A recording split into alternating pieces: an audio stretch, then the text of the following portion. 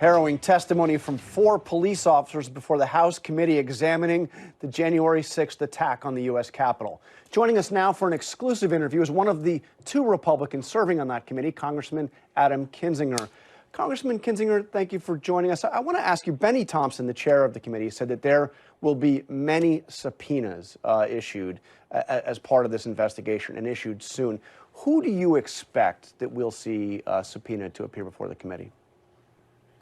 Well, I don't want to get into naming names at this point. I think what we need to know is what happened. So if you look at it, what is it going to take to find out what happened? It's going to take talking to a lot of people. It's going to take thorough investigations. We want to do this expeditiously. We want to get to the answer. We don't want to drag this out. But we want to know, I think this is kind of like the shot we have as a country to get answers to what led up to it, what really happened, and what happened in the aftermath. And so I would expect to see a significant number of subpoenas for a lot of people. But I think the bigger thing is just what is the message that's going to come out of this is that the American people deserve the truth. They need the truth.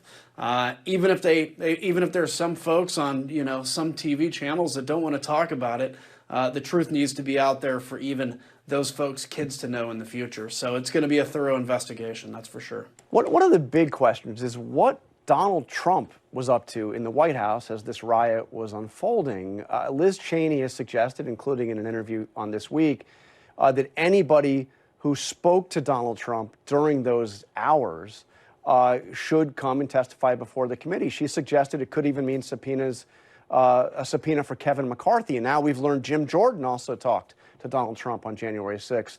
Would you support subpoenas to the Republican leader in the House and to Jim Jordan? I would support subpoenas to anybody that can shed light on that. If that's the leader, that's the leader. If it's anybody that talked to the president that can provide us that information, I want to know what the president was doing every moment of that day. After he said, I'm going to walk with you to the Capitol. After Mo Brooks stood up and said, we're going to kick backside and take names. Today's the day that, patriots take their country back from other people. I want to know what they were doing because that's going to be important. I want to know, if the National Guard took 5 or 6 hours to get to Capitol Hill, did the president make any calls? And if he didn't, why? And if he did, of course, then how come the National Guard still takes 5 hours? I think had the president picked up the phone and made a call, the Guard would have been there immediately. This is stuff that we can't, sweep under the rug of that was a whole 7 months ago, history that some people are trying to do because it's politically inconvenient. If anybody's scared of this investigation, I ask you one question. What are you afraid of?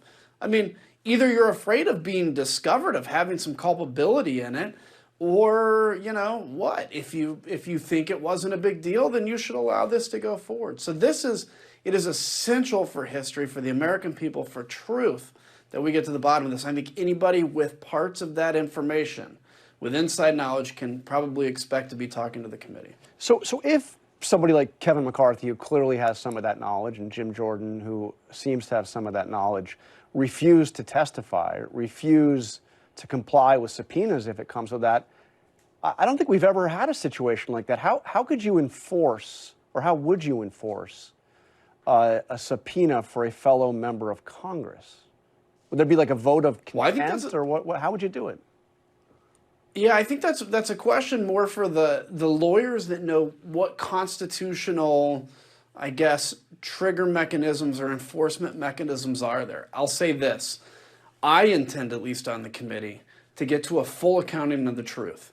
And if somebody thinks that they can stand up and use, maneuvers to try to string this investigation out and hope that people lose interest and hope that they can resist, at least me, and I know the other members of the committee, are determined that we are going to get to that answer. So it may cost you a lot in legal fees to try to resist, but we're going to get to that answer. I don't know what, specific things we can do to compel.